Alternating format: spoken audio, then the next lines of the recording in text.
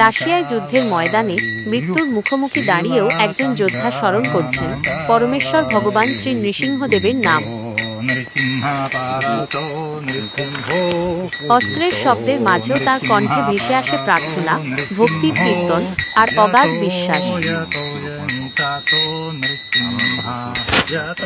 আর আমরা তো নিরাপদ ঘরে বসে আছি, তবুও কি আমরা ভগবানের নাম নিতে ভুলে যাচ্ছি? ভগবান নৃসিংহদেব শুধু বিপদের সময় নয়, তিনি শক্তি, সাহস আর আশ্রয়ের প্রতীক।